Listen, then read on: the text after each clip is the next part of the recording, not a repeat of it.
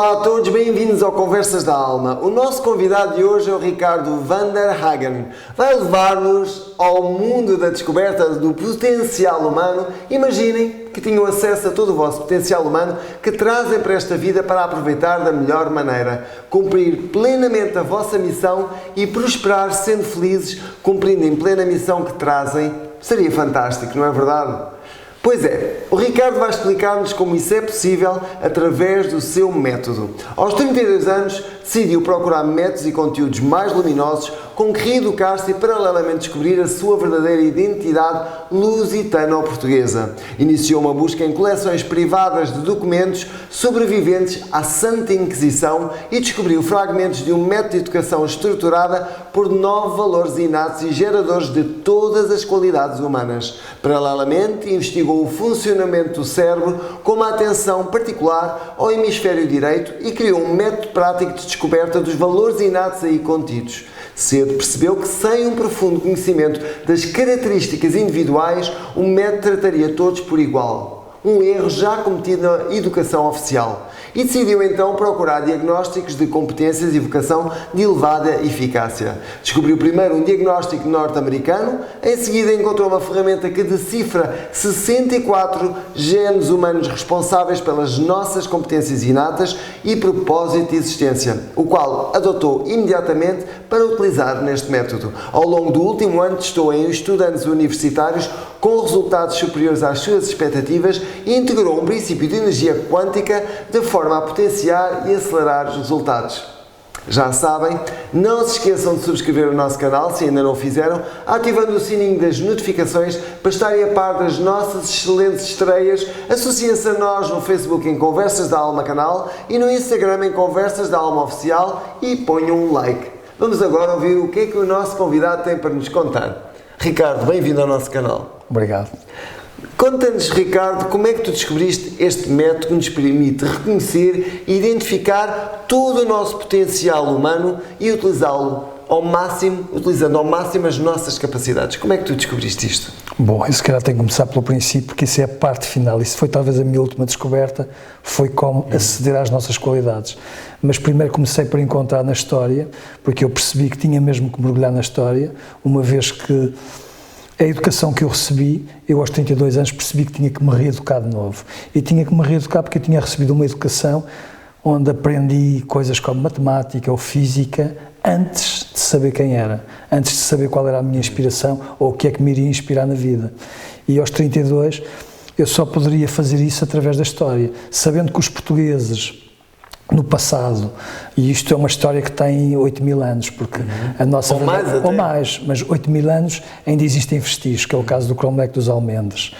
A nossa história aí prova-nos que nessa época, quando ainda nenhuma outra civilização existia, pelo menos civilização conhecida, nós já tínhamos conhecimentos profundos da astronomia e já tínhamos uma língua escrita. Isto coloca-nos num ponto... de talvez sermos a civilização mais antiga que este planeta tem, sem contar que lá está com a Atlântida que desapareceu, claro, ou com outras que possam eventualmente... O continente Mu também que desapareceu. Exatamente. Mas daquelas das quais sobrevivem vestígios, somos nós mesmos os mais antigos. Portanto, estás a falar dos lusitanos. Os lusitanos. Ora, quando nós sabemos que milhares de anos depois desse Cromlech ser feito, chega cá o império mais poderoso do mundo, que era Roma, e que durante 200 anos é derrotado pelos lusitanos, temos que perceber que eles tinham uma educação que lhes permitia criar soluções que nós hoje não temos. Nós hoje em dia temos uma educação que apenas nos trabalha uma parte muito reduzida do hemisfério esquerdo, trabalha-nos a memória, nomeadamente a memória de curto prazo, porque a maior parte do que aprendemos na escola ou na universidade é para esquecer logo de seguida, é estudado para os exames e depois é esquecido. E eu sabia que só poderia existir no direito uma inteligência responsável pela criação de soluções. No hemisfério direito do cérebro. Exatamente. Uma inteligência responsável pela criação de soluções à qual esses lusitanos acediam, porque não era possível de outra forma um povo tão pequeno em termos de número derrotar um exército tão grande. E que influências achas que esses lusitanos tiveram? Que outros povos os influenciaram, lhes deram essa sabedoria antiga? Que outros povos? Não há o mínimo vestígio histórico do passado anterior a esses 8.000 anos. Agora, após esses 8.000 anos, há imensos povos que nos visitaram e que muitos até ficaram por cá. E povos distintos, como não só os povos germânicos, há, por exemplo, um povo que habita, ou que habitava, o que hoje em dia é a Suíça, que eram os ligures. Os ligures tinham características, e ainda hoje em dia, quando vamos à Suíça, percebemos que aquele povo tem algumas características em comum com o povo lusitano e com o povo português. Por exemplo, quando um general romano descreve o povo lusitano como um povo que não se governava, nem se deixava governar, ele provavelmente estava a cometer um erro, porque o que ele estava era a avaliar uma hierarquia que cá não existia. Ele vinha de um império onde existia um César e por lá abaixo uma verticalidade muito grande, desde os generais até o legionário, e na Lusitânia existia uma espécie de uma democracia direta, que ainda hoje a Suíça tem, que não era compreensível a quem vinha de uma... À estrutura deles, exatamente, da época. Mas esse vestígio histórico dele considerar que o povo lusitano não se governava nem se deixava governar é uma prova do que nós só poderíamos, na altura, ter uma democracia muito avançada. Porque um povo que verdadeiramente não se governasse nem se deixasse governar, nunca poderia oferecer uma resistência tão grande aos romanos durante 200 anos. E estamos a falar de uma resistência, na altura um exército tinha menos de 1000 homens, e nós causámos 25.000 baixas aos exércitos romanos, ou seja, nós causámos o equivalente a uns 27 ou 28 ou 29 exércitos. Eles perderam 28 ou 29 exércitos em combate com os lusitanos, que eram meia dúzia de homens. Ora, isto não é típico de um povo que não se sabe governar. Então tu achas que nos nossos genes há realmente uma sabedoria antiga? Sem dúvida. Muito antiga. Sem dúvida. Há um gene que considera-se o gene mais antigo da humanidade, que está concentrado exatamente no centro de Portugal, na antiga Lusitânia. Eu sei que descobri, houve um documentário que eu vi, que realmente identifica o nosso gene lusitano como o único no mundo. O único e o mais antigo. Depois há um outro gene que, embora outros povos também o tenham, mas muito raramente, está extremamente concentrado no lusitano. Que lá está, que não é possível eu dizer com certeza que esse gene é um gene que nos facilita o acesso ao hemisfério direito, ou que nos facilita o acesso a uma inteligência criadora de soluções. Agora, o que é certo é que, bem mais tarde do que isto que eu estou a contar, alguém nos coloca um rótulo, provavelmente com a intenção de nos denegrir, porque esse rótulo não é bonito, que é o rótulo do português ser o povo do desenrascanço.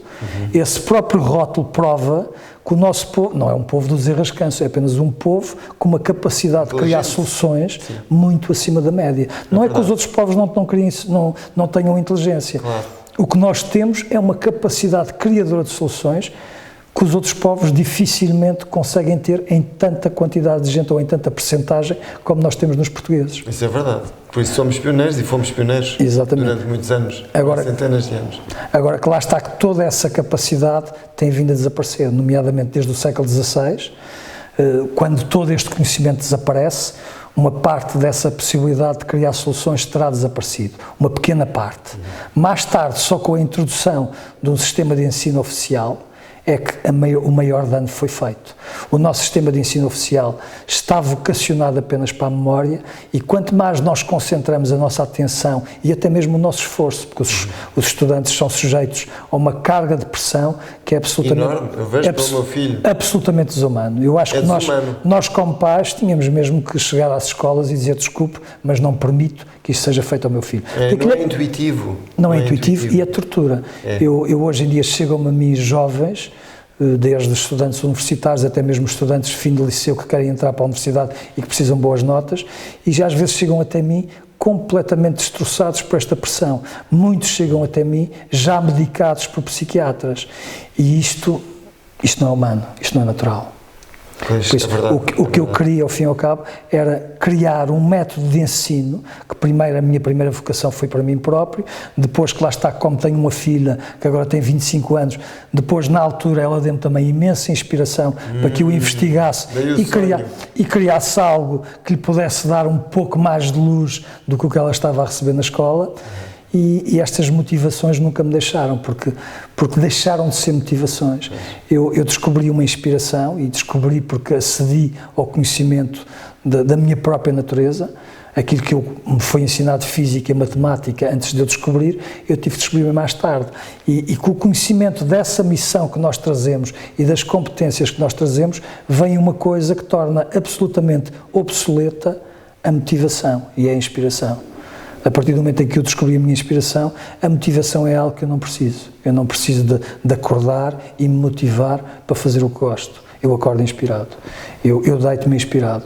E isto é uma coisa que eu acho que todos os seres humanos... É um bom estímulo. Mas todos os seres humanos podem fazer isto. Qualquer ser humano que aceda à sua verdadeira natureza descobre a inspiração, porque ela é um dos tais 9 valores inatos que tu mencionaste no início. E que documentos foram esses que tu descobriste, esses documentos que escaparam à... Eu não lhe chamaria Santa Inquisição, dizia terrível Inquisição, mais do que Santa, mas pronto, a Igreja Católica poderá pôr esse título, mas que para mim não foi nada santa, não é? Não. Portanto, digamos, à terrível Inquisição, que documentos foram esses que escaparam à Inquisição? Chamamos-lhe agora apenas Inquisição, que é o que é, e que te trouxeram à luz certos conhecimentos. A maior parte desses documentos são pertença de um investigador germânico, mais nomeadamente prussiano, chamado Rainer Deinhardt, que tem uma obra vasta, tem imensos livros publicados, é convidado com uma grande regularidade pelas melhores universidades do mundo, mas em Portugal as universidades de História recusam-se a reconhecer a sua existência, porque claro, ele prova... Iria modificar toda a história oficial. Ele tem uma coleção superior a 40 mil documentos. Muitos desses documentos provam a existência de um passado nosso, que é nosso português e lusitano também, porque as origens dele são lusitanas. E esse passado é o passado de um povo muito mais nobre do que aquilo que me ensinaram na escola. Muito interessante. Tudo o que me ensinaram sobre os portugueses é como se fosse ínfimo, ou às vezes até mesmo está quase a denegrir a nossa verdadeira identidade. E isto foi uma coisa que nunca me fez sentido. Eu aprendia coisas em história que aquilo não só... É porque não é que não me interessasse, interessava-me e eu percebia que aquilo só podia estar errado. Porque um povo... Intuías, não é? Eu intuía. Um povo que, de facto, tivesse as características do povo que nos ensinam sermos, nunca poderia ter feito os feitos que nós fizemos. Mas é engraçado. Desculpa. Diz. Nunca poderia ter descoberto 2 terços do mundo, nunca poderia ter derrotado o Império Romano durante 200 anos. É muito engraçado o que tu estás a dizer, ressoa comigo. E isto porquê? Porque eu, quando estava no México, isto agora brevemente, não quero falar de mim, quero falar do teu trabalho, eu conheci um alemão. Eu estava com um grupo de amigos, 2 ou 3, num pântano, lá num daqueles lagos, daqueles cenotes muito sagrados, e com um amigo nos levou especialmente àquele, e estava lá também um alemão. Esse alemão, quando nós começámos a dizer que éramos portugueses, ele veio ter connosco, porque nós estávamos ali só, aquele grupo de 2 pessoas ou 3, e ele chegou-se a nós mais uma outra pessoa e disse: vocês são portugueses, sei muito bem a vossa história, porque Hitler não invadiu Portugal por os portugueses pertencerem à raça dos deuses. Eu disse: o quê? Muito engraçado o que me está a dizer. Sim, porque no tempo dos Templários isto e aquilo. Ou seja, nós viemos a descobrir que ele era descendente de familiares que tinham sido nazis e tinham tido acesso a conhecimento secreto. E então ele disse-me claramente que os portugueses eram um povo que descendia da mesma raça dos deuses que eles achavam que os nazis também descendiam, e por isso havia uma certa ligação entre aquilo que Hitler acreditava, e por isso não houve qualquer choque connosco. Isto para abreviar. Pronto, agora continuando com esses tais documentos do Rainer Deinhardt. Estes documentos foram documentos que ele comprou um pouco por todo o mundo onde os portugueses navegaram. É uma coleção que provavelmente deveríamos ter sido nós, como nação, a fazê-la, mas não, como não o fizemos, um privado encarregou-se de ser o guardião da nossa identidade. Que ficaram por aí. Sim. Se nós formos um pouco atrás, nós conhecemos uma coisa que é chamada como as invasões dos povos germânicos, que na verdade nunca foram invasões. O povo lusitano, que fez o Cromlech dos Almendes e que fez muitas outras coisas, levou a sua civilização ao mundo. E hoje em dia há provas arqueológicas, por exemplo, na aldeia que foi encontrada em escavações à volta de Stonehenge, como outros monumentos megalíticos do norte da Europa, foram encontrados utensílios semelhantes aos utensílios que se encontram na Lusitânia, nomeadamente utensílios encontrados no estuário do Tejo. E isto prova-nos que houve sempre uma grande irmandade entre estes povos do norte da Europa e os lusitanos. Provavelmente nós, antes de partir... era a mesma raça? Não sei se seria a mesma raça, mas antes de partirmos no século XIII, porque as descobertas oficiais são uma coisa, as descobertas verdadeiras são outras, são 100 anos ou 100 e tal anos antes. Mas antes de partirmos para as grandes descobertas marítimas, provavelmente já o povo lusitano tinha feito algo de idêntico. E no mínimo chegamos à Irlanda, à Inglaterra e a alguns países do norte da Europa. Sim, a Irlanda eu sei que é verdade. Sim, porque há alguns por via marítima. Que estava em Portugal, foi para a Irlanda e aliás é a história que eles na Irlanda contam e nós não contamos. Porque eles contam que realmente o povo da serpente que foi e formou todos aqueles monumentos fantásticos na Irlanda eram povos que vieram daqui de Portugal e foram para lá. Sem dúvida. Portanto, nós não contamos, cultura megalítica. Nós não contamos porque a nossa identidade tem sido ocultada. É isso. E eu costumo comparar a um indivíduo que, se tu tiveres um acidente, deres uma pancada com a cabeça e perderes a tua memória, e entretanto chegar um suposto amigo teu que te conta uma história falsa a teu respeito, tu acreditas, mas vais andar perdido. Sim. E isto é um pouco o que está acontecendo com o povo português e com a própria nação. A nação portuguesa anda perdida porque não tem a sua identidade real narrada. Ainda não recuperou a sua identidade. Não recuperou a sua memória. E enquanto nos contarem histórias que são falsas desde a infância na escola, será muito difícil o povo português saber quem é e será muito difícil encontrar o seu rumo. Então estes documentos que tu recuperaste, de alguma maneira, o conhecimento destes documentos que tu recuperaste através desse... Eu não recuperei este guardião... Não, tu recuperaste para ti. Sim, para sim, ti, dos quais eu tirei fragmentos. Exatamente, que tu recuperaste, no fundo, para a tua essência, para tu te alimentares, para tu, não é, com essa sabedoria antiga. O que é que eles realmente te disseram, trouxeram para este novo método que tu desenvolveste? Bom, esses documentos e o trabalho do Rainer, todo o trabalho do Rainer é um trabalho de investigação histórica e eu estava muito focado na investigação, por isso eu fui só aos pequenos fragmentos da obra do Rainer que tocam ou que me davam indícios de como seria a educação daqueles homens, porque hoje em dia nós chamamos investigação a coisas que são mera consulta de documentos antigos ou que são mera pesquisa. Se nós queremos investigar, nós temos que descobrir indícios e criar as peças que faltam. Era isto que nos ensinavam quando éramos miúdos, nos livros de investigação criminal, nos livros de aventura. Quer dizer, de facto, não podemos chamar a investigação aquele trabalho que apenas assenta no que existe como documento e que, no nosso caso, nem é credível, porque são documentos escritos pelo mesmo inimigo que nos destruiu. Quando nós nos lembramos que a Lusitânia é conquistada ao fim de 200 anos porque há uns assassinos que traem Viriato, temos que nos lembrar que esses assassinos foram corrompidos por Roma, ou seja, o primeiro ato de corrupção que se conhece na Lusitânia e em Portugal é exatamente essa corrupção romana sobre os assassinos de Viriato. Essa corrupção que lá está que nunca desapareceu, mas hoje em dia nunca perguntamos quem é o corruptor. As pessoas falam de corrupção como se fosse uma coisa espontânea, que nascesse que nem cogumelos, mas não, a corrupção não existe sem corruptor. E o corruptor, quem é? O corruptor é sempre o beneficiário. Por isso, se uma pessoa quer saber quem é o corruptor, basta olhar para quem é o beneficiário de todo este escalabro que Portugal passa. E agora, relativamente em relação aos templários, tu recuperaste também alguma coisa, algum conhecimento que os templários também utilizaram aqui em Portugal? Eu acredito piamente que os templários, grande parte daqueles conhecimentos que eles tinham, não é propriamente o conhecimento que eles trazem de Jerusalém, porque trazem, sem dúvida, e há provas. Geometria sagrada e etc. Sim, eles trouxeram um imenso conhecimento das catacumbas do templo do rei Salomão. Exatamente. Mas este conhecimento específico no qual eu me centrei para a educação é um conhecimento bem mais antigo e é um conhecimento lusitano. E como é que eu encontro os fragmentos desse conhecimento? Pela conduta dos lusitanos, pela conduta dos templários.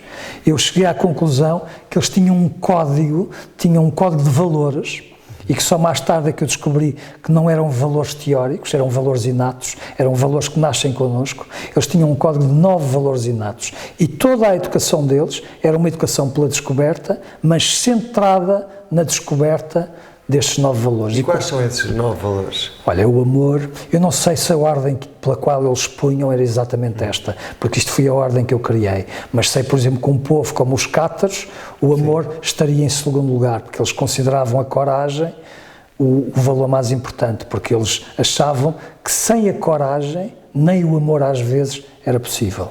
E eu concordo, mas como eu acho que o amor é de facto o templo de todos os outros valores, eu ponho o amor primeiro. Mas depois vem a coragem, depois o respeito, depois a união, a curiosidade, que nos é morta logo na escola, a inspiração que vem da curiosidade, porque a partir do momento que nós a temos, vamos descobrir aquilo que nos inspira. Depois vem a gratidão, porque de facto a inspiração, se há coisa que nos dá imensa gratidão, depois vem a humildade antes do valor último, que era o valor da verdade.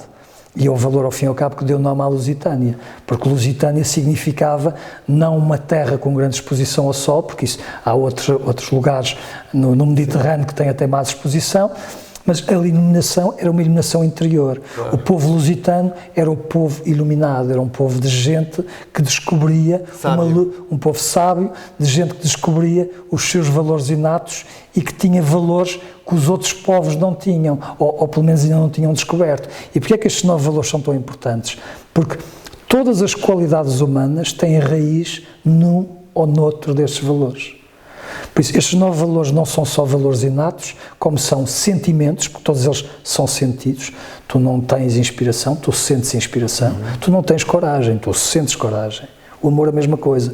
E todos eles são sentimentos, mas são também sentimentos geradores de todas as qualidades humanas. Não há uma única qualidade humana que não descenda ou que não tenha raiz num destes valores.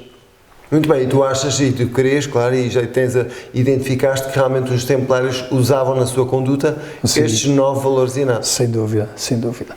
E identifiquei não porque estivesse escrito, mas pela conduta deles e por aquilo que eles deixam como património arquitetónico. Porque alguns dos fragmentos que eu encontrei, alguns foi de facto no trabalho fantástico do Rainer Deinhardt e nos seus documentos.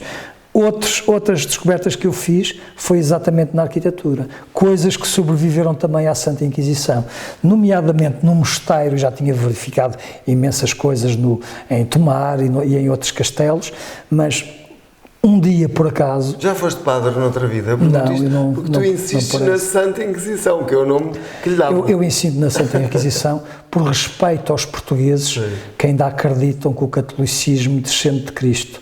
Eu, como tenho um conhecimento um bocadinho maior sobre o cristianismo original, e sei que o cristianismo original era diferente e tinha um evangelho que hoje em dia não tem, que é o Evangelho de São Tomé. E o Evangelho de São Tomé era sobre a reencarnação. Por isso, a partir do momento em que Roma retira o Evangelho da reencarnação e apresenta aquilo como uma Bíblia cristã, eu não posso identificar-me com isso. Mas continuando, desculpa, esta parte da Santa Inquisição, é que a mim faz-me tanta confusão, porque eu também sou católico, não é? Sim. Mas é que a Inquisição mexeu tanto comigo, sempre. Sim.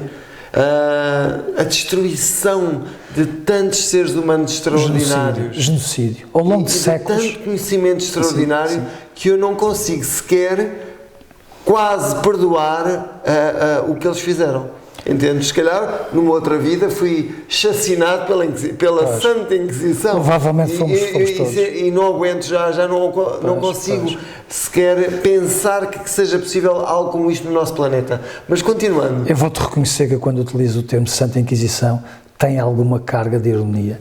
E tem porque lá está com uma instituição que ao longo de séculos fez o genocídio de milhões de pessoas, porque estamos a falar de séculos de existência, em que bastava uma denúncia de um vizinho para tu seres torturado durante anos e queimado na fogueira. E queimado depois. Mas não era queimado simples, tu não eras morto, tu eras torturado durante anos. E isto leva-nos novamente ao Evangelho de São Tomé, que era aquilo que Roma odiava. Por isso, um povo que acreditava na reencarnação, a Inquisição não poderia simplesmente matar esse povo porque eles não tinham medo da morte, eles sabiam que não morria. Mas poderiam torturá-lo ao ponto do sofrimento ser tão atroz que as pessoas tivessem medo deles, já que não tinham medo da morte. E todo aquele sofrimento que a Inquisição infligia às pessoas antes de a matar, às vezes apenas anos depois é que eram mortos, estavam anos em masmorras a serem torturados diariamente. Isto é uma prova de que, de facto, era a única forma que Roma encontrava de inspirar medo a estes povos. É verdade. Porque a morte só por si não o faria. E isto é uma coisa muito antiga. Nós lembremos que o próprio Cristo é crucificado e a cruz era um instrumento de tortura. E será que foi? Há muitas teorias. Sim, mas Será que foi mesmo crucificado? independentemente de ter sido crucificado ou não, nós sabemos que de facto aquela era uma das formas de tortura que o Império Romano utilizava para dissuadir aquelas pessoas que não tinham medo da morte. A tortura, elas teriam medo. E agora, continuando, que diagnóstico norte-americano foi esse que tu também encontraste e utilizas no teu método? Ou seja, além dos 9 valores inatos, não é? Sobre o potencial humano e as qualidades humanas que tu usas, houve também este diagnóstico norte-americano.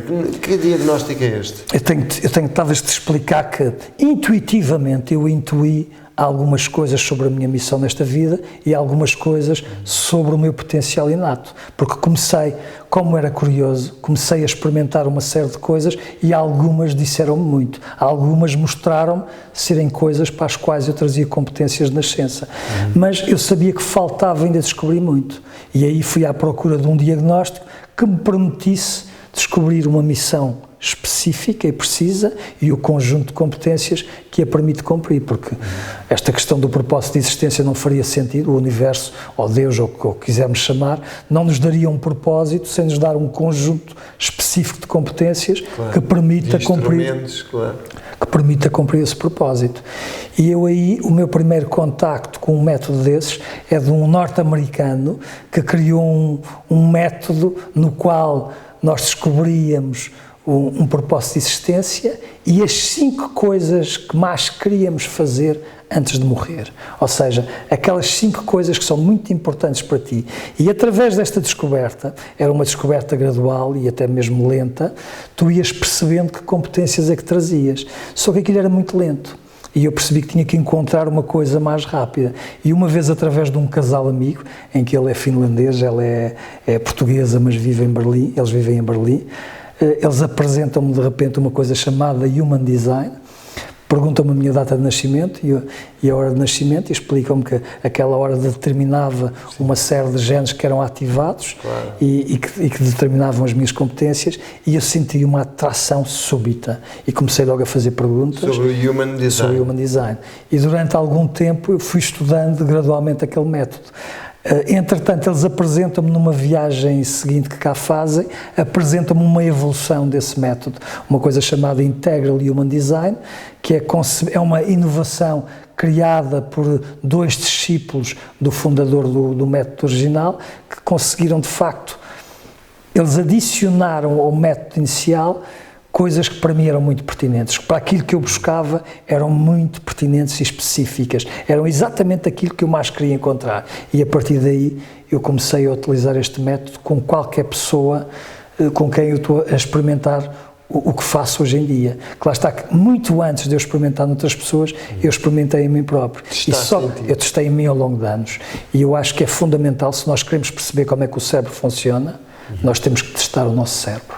A mim não me faz sentido, por uma questão de suposta ética científica ou ética médica, um cientista do cérebro apenas estude o cérebro dos outros. Eu não consigo conceber a ideia de um neurofisiologista ou de qualquer cientista do cérebro estar completamente às escuras sobre o seu próprio cérebro. Como é que alguém que desconhece as suas competências inatas, uma série de coisas que estão alojadas no nosso hemisfério direito, pode ser um cientista do cérebro? Por isso eu achei que tinha que fazer esse trabalho em mim próprio, e aquilo que eu fosse registando é que seria o conhecimento que eu iria apontar. E ao longo de anos, porque isto foi um trabalho muito longo, eu aos 32, quando iniciei isto, eu nunca imaginei que só fosse ter isto testado e pronto aos 54, que é a idade que tenho hoje em dia. Por isso, isto são 22 anos de trabalho, muito gradual, porque nos primeiros anos eu andei em círculos naquilo que é oficial, naquilo que de facto as universidades ensinam sobre o cérebro, por isso nada avancei, até que um dia eu comecei a perceber que tinha que procurar conhecimentos noutras fontes. E isto foi um rasgo de inspiração que eu tive numa fase difícil da minha vida. Houve ali um momento em que a dificuldade despoltou-me um rasgo de inspiração, sublimou toda a minha inspiração. E eu, a partir daí, fui por uma direção na qual nunca mais parei. Mas foi exatamente um trabalho dirigido a mim próprio. E só no último ano é que comecei a testar este método com estudantes. Eu, quando criei este método, não era bem os estudantes que eu tinha em vista. Eu sabia que isto era um método que seria para todos, mas nunca pensei em experimentá-lo primeiro com os estudantes. A minha primeira ideia foi com os militares, porque grande parte das componentes ou das peças que eu encontrei vêm de uma ordem militar que era a Ordem de Cristo, os Templários portugueses. Cheguei a propor isto aos militares portugueses. Houve um general que mandou resposta através de um coronel meu amigo, mandou uma resposta que foi algo do género: a nossa tolerância zero, e eu respondi que de facto não percebia essa resposta, porque a única coisa que lhes tinha proposto era inteligência e patriotismo, não era nada ao qual eles tivessem uma reação destas. Por isso desisti dos militares e passei a tentar aplicar isto em executivos de topo, que era um grupo com quem eu no passado trabalhei. A abertura também não foi muito grande, mas eu também tenho que reconhecer que não procurei muito. Tentei alguns contactos a grandes empresas e automaticamente, por acaso, começam a chegar estudantes, através de familiares que me conheciam e que queriam que eu ajudasse o filho, ou o primo, ou a tia, ou fosse quem fosse. E foi isso que eu fiz ao longo deste último ano. E esses estudantes, embora chegassem até mim, grande parte deles num estado de pressão tão grande que já estavam doentes, a verdade é que em 3 semanas eles mudavam por completo. E em 3 semanas... Tu devias de abordar o colégio do meu filho, os salesianos, porque certo é porque eles são bastante abertos a novos métodos e por que não? Eu estudei nos salesianos. Estudaste? E a minha filha também. Mas agora estão mais abertos, Eu espero bem que sim, porque na minha altura eles eram tenebrosos. A sério? Eram. Tenebrosos? Eu vou-te dar um exemplo. Eu para mim, a educação oficial não me fazia muito sentido e eu gostava imenso de ter tempo para estar com os meus amigos e para ler livros de aventura e para ir ao cinema ou ir nadar, porque vivia numa ilha. E claro está que estava atento nas aulas para não precisar de estudar ou estudar o mínimo. E lembro-me perfeitamente bem, isto aconteceu muitas vezes em matemática, em testes ou exames, eu não me lembrar da fórmula e usar a tal inteligência criadora que nós temos para criar uma solução nova que me desse o mesmo resultado. E muitas vezes criei soluções novas com o mesmo resultado. Criei fórmulas em que o resultado era exatamente igual e tinha sempre um traço a vermelho. E depois, que lá está, que insistia com o padre de matemática, insistia com ele, mas dizia, mas ó Sr. Padre, está aqui o mesmo resultado, você se for a ver, isto tem um processo lógico que eu criei, mas não difere da fórmula que você nos ensinou. E ele dizia que não, senhor, nós tínhamos que fazer era conforme nos era ensinado. E isto... Agora já não são padres os professores. Agora na minha altura eram. Já não são. Agora já não são. Quer dizer, há lá padres realmente que estão a fazer outro tipo, têm outras funções, mas não são eles os professores, não. Pois. Os padres já não são professores. Se calhar um ou outro, mas a maioria são tudo professores que não são padres. Pois. Estão dentro do espírito, digamos, mas sim, são excelentes professores. Sim. Aí já eu não sei por mim, já sei pela altura em que a minha filha lá esteve. São muito exigentes, pelo aquilo que eu vejo e pelo aquilo que eu posso apreciar, mas não é o tipo de educação que eu, se pudesse, claro, daria outro tipo de educação ao Lucas. Mas agora, voltando novamente, e que ferramenta é essa que decifra os 64 genes humanos? É o Human Design, como eu já tinha dito, só que eu utilizo a versão austríaca, porque isto nasce no Canadá, é o integral, que são discípulos, ao fim e ao cabo, do fundador, mas que depois acrescentaram algo novo, que para mim é muito pertinente e é o que eu utilizo hoje em dia.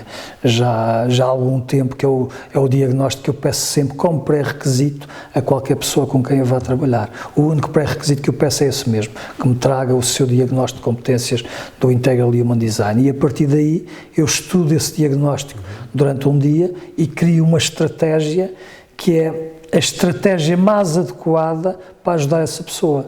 Porque, como ainda há bem pouco tempo atrás, um amigo novo chamado Carlos Orozco me disse, não existe um caminho, existem vários caminhos e cada um de nós tem o seu próprio caminho. E eu sempre senti isso.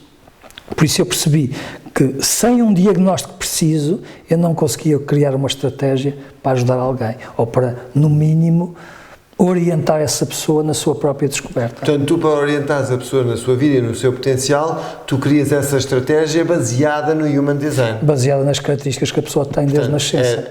A data de nascimento, o nome também, ou não? Não, o nome não é Só a importante, data é só de a data, o local e a hora, porque lá está o local.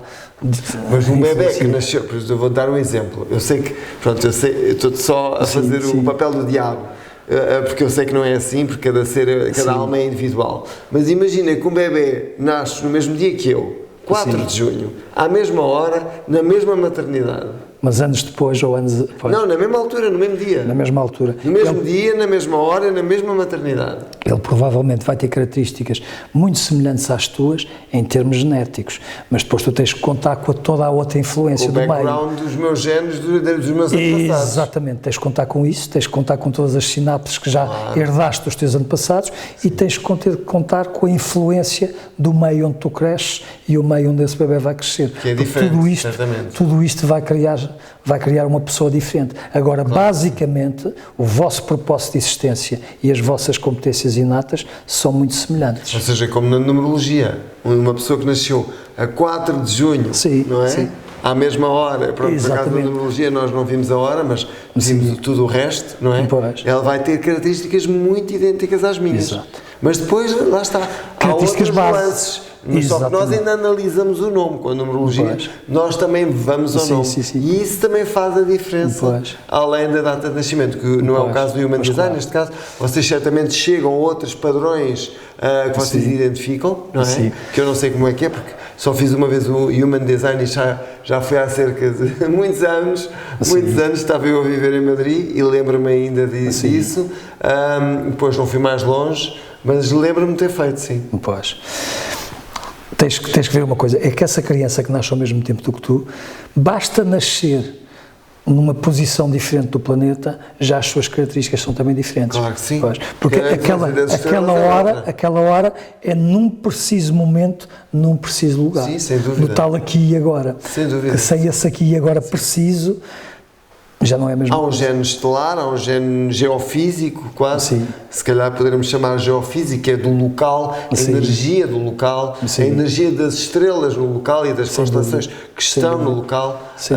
E, portanto, isso vai fazer toda a diferença. E tu, com este método, tu consegues realmente identificar os padrões positivos daquela pessoa, mas também os mais não só os positivos? Não são tanto não padrões. Só o potencial? Não é tanto uma questão de padrões, é questão de qualidades mesmo. Só que tu tens que perceber... Quando eu digo padrões, é padrões daquilo que identifica a pessoa, as partes mais... Mas as qualidades. Todos estes arquétipos de qualidades têm 3 nuances. Porque se nós estivermos a viver o nosso potencial, se estivermos saudáveis, equilibrados e de mente aberta, estamos no nosso potencial. Se nós adoecermos, seja pela pressão exterior, seja por outra razão, vamos passar a nossa sombra, e é assim que o Human Design chama às tuas qualidades quando elas estão no seu ponto pior. E a partir do potencial, tu também, se o elevares, se trabalhares ainda mais em ti próprio, atinges o que eles chamam a essência. Portanto, sabendo qual é o potencial através do Human Design, neste caso, sabes ou qual outra é a forma de adivinhação que seja diferente dessa, não é? De sabedoria antiga, digamos, chamamos de sabedoria antiga, nós conseguimos identificar realmente essas qualidades que nos ajudam a cumprir o nosso propósito e missão de vida e aí cumpri-la plenamente. E se essas qualidades estiverem porventura na sua sombra, aquilo dá-nos um mapa exato de como ir novamente para o nosso potencial.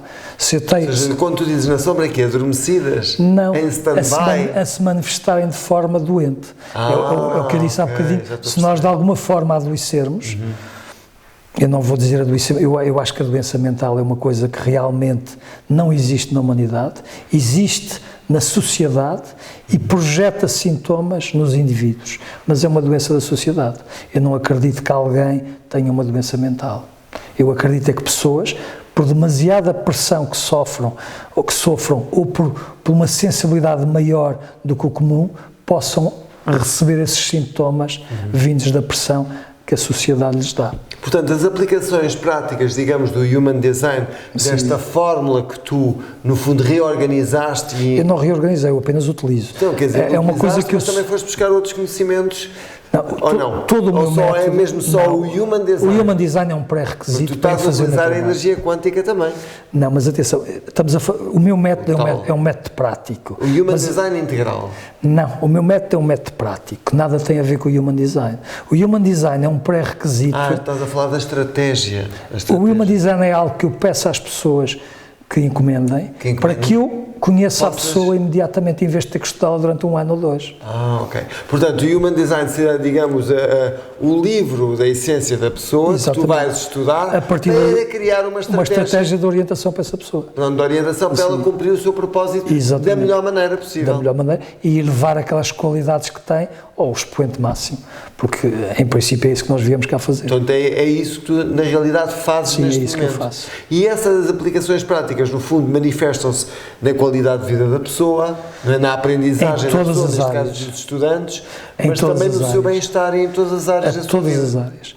E o método pelo qual eu cheguei é um método absolutamente prático, porque embora no início, na primeira consulta, eu faça à pessoa... Agora quebra, desculpa. Pois, eu embora no princípio faça à pessoa uma apresentação das suas qualidades inatas, estou a apresentar-lhe essas qualidades teoricamente. E enquanto elas não as sentir, ou seja, enquanto ela não as descobrir, não vai sentir que as tem. Por isso, a única forma que eu tenho de fazer as pessoas sentirem que têm essas competências é, através de um método prático, ajudá-las a descobrir. E quando descobrem, a emoção ou o sentimento da descoberta é que lhes dá o conhecimento. Porque não existe conhecimento teórico. O conhecimento teórico são coisas armazenadas na memória que nós, pura e simplesmente, não vamos usar. Só aquilo que nós sentimos é que vai ser aplicado no dia-a-dia. E diz-me agora que nós já estamos a terminar a nossa entrevista, que aplicações práticas não? Quais são os resultados que tu tens obtido, resultados extraordinários com esses estudantes e outras pessoas? Dá-nos exemplos para nós compreendermos, por exemplo, tudo aquilo que foi falado. O exemplo para mim que mais me toca no coração são exatamente os tais estudantes que chegam a mim já doentes, já medicados por psiquiatras. Com antidepressivos e exato. Seja ansiedade ou seja depressão, a verdade é que eles estão doentes. E é muito gratificante para mim, dá-me assim uma alegria extrema, ver pessoas que chegam nesse estado, passado 3 semanas, estarem completamente inspiradas e não precisarem de medicamentos para nada. Isto... Eu acho que tu podes entender o que é que eu posso sentir com isto. Sim, perfeitamente. Até o meu jardineiro, que anda com uma depressão enorme, diz que até que... Eu não devia dizer isto, mas ele diz que se queria suicidar. Diz assim, tenha calma aí, porque realmente a vida é bela e a vida é ótima. Como é que você pode pensar, não é, que nós estamos aqui rodeados de tanta beleza, como é que alguém pode pensar em fazer algo assim? Tem que estar realmente muito perturbado. E toma antidepressivos, e toma isto, e agora está a mudar. Pronto. Portugal, neste momento, é talvez um dos países do mundo mais medicados. Além do Japão? Pois, além do Japão. Isto é um crime que se está a fazer a uma geração inteira. Quando tu sabes que hoje em dia, nas escolas, cada sala da instrução primária tem no mínimo 2 crianças medicadas com Ritalina ou semelhante, isto é uma destruição da humanidade. Nós estamos a destruir exatamente aqueles que têm mais capacidade de criação. Aqueles que têm um contacto melhor com o hemisfério direito são as primeiras vítimas. Sim. E depois, quando nós percebemos que o mundo de facto está a ser destruído, como é que poderia ser de outra maneira? Se todos os nossos governantes e todos os homens de poder do mundo têm mestrados, têm doutoramentos e ainda assim destroem o planeta, podemos concluir que essa educação é uma educação à qual falta o coração, à qual falta o amor, porque alguém que apenas tenha conhecimento teórico, ele não vai amar os outros, não vai amar o planeta. A não ser que ele já esteja tão desperto, que é raro entre os políticos, é raro entre aqueles que estão à frente do mundo, é raro eles estarem despertos de maneira a poderem utilizar as suas qualidades mais positivas, que também os há.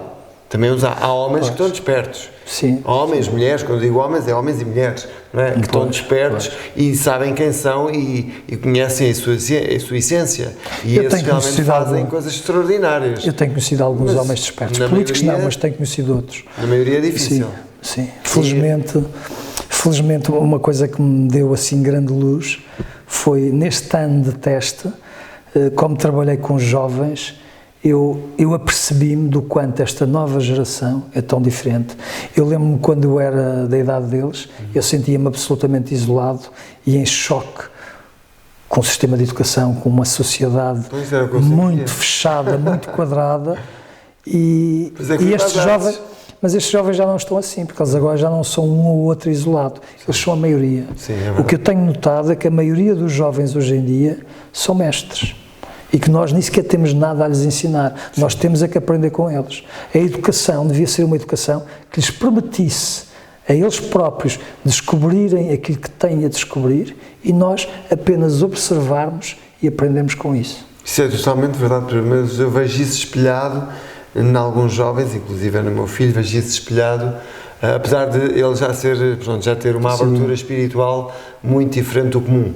Embora não goste de falar com isso com os colegas, como é normal, senão sentir-se um alien, não é? Mas, pronto, e tem que se, digamos, integrar na sociedade e naquele meio onde ele está, não é? Naquele meio. Mas eu acho que seria muito interessante tu contactares essas universidades, escolas e colégios. Não, eu já tentei, mas a abertura é reduzida. Aliás, há uma coisa aqui que é pertinente eu te dizer. Então, agora, a partir de agora, aqueles que estiverem a ouvir-nos e a ver-nos, quem sabe, algum diretor de colégio, algum diretor de universidade que possa estar a ver esta entrevista, seria uma boa ocasião para convidar o Ricardo para fazer este tipo de trabalho com os seus alunos e na sua universidade, ou no seu colégio, ou na sua escola, porque acho que quem beneficiaria com isso seriam certamente tanto os diretores, como a própria escola e, sobretudo, os próprios alunos e, ainda mais do que isso, a sociedade. Ricardo, onde é que as pessoas te podem encontrar? Eu neste momento tenho feito o meu trabalho de forma não divulgada, eu nunca divulguei, estou a fazer só com boca a boca. Sim. As coisas foram acontecendo, primeiro chegaram filhos de amigos, que depois recomendaram a outros amigos e que depois os familiares recomendaram a outros pais e é assim que tem acontecido, por isso eu não tenho contacto neste momento. Então será a Cláudia Samsung que vocês poderão contactar para tentar encontrar o Ricardo? A Cláudia é alguém que recentemente trouxe uma peça que eu já não estava à espera de receber, porque já estava a testar o método estava a ter muito bons resultados e de repente a Cláudia e o Dr. Carlos Orosco trazem uma ferramenta. Trouxeram-te a chave da uma coerência para abrir ainda mais essas portas do conhecimento. Não, e eu experimentei. Eu tal e qual como quando descobri imensas coisas, fui descobrindo ao longo dos anos e que eram coisas boas, eu sentia logo intuitivamente que aquilo era algo que eu necessitava, eu senti logo, conheci. Com a chave da coerência. Logo. E adotei-a e comecei a testá-la também. E o que eu notei foi que aqueles resultados que eu ainda continuo a falar em 3 semanas, a verdade é que com a chave tem-se reduzido. Eu notei que havia uma intensificação e que o tempo era menor. Por isso, eu ainda vou ter que testar mais um pouco, mas eu começo a acreditar que possivelmente reduzo das 3 semanas para as 2 semanas através dessa chave. É porque, de facto, ela potencia e acelera todo o processo. Nós o que estamos a falar aqui é da chave da coerência do Dr. Orosco, que vocês já tiveram a oportunidade noutra entrevista, podem procurar no nosso canal do Dr. Orosco, Carlos Orosco. Ele já fala na chave da coerência, algo que ele, por inspiração, inventou e desenvolveu e que realmente é uma ferramenta de luz extraordinária. Noutra entrevista nós iremos falar da chave da coerência com mais clareza, porque a Cláudia irá falar numa entrevista especialmente sobre a chave da coerência. Essa chave pode abrir muitas dimensões, mas hoje estamos com o Ricardo e, Ricardo, o que eu te desejo é um excelente trabalho, que possas iluminar e trazer, digamos, à luz todo o potencial humano que esses jovens que tanto necessitam do teu apoio certamente estão por aí à espera de te encontrar e até uma próxima entrevista. Obrigado.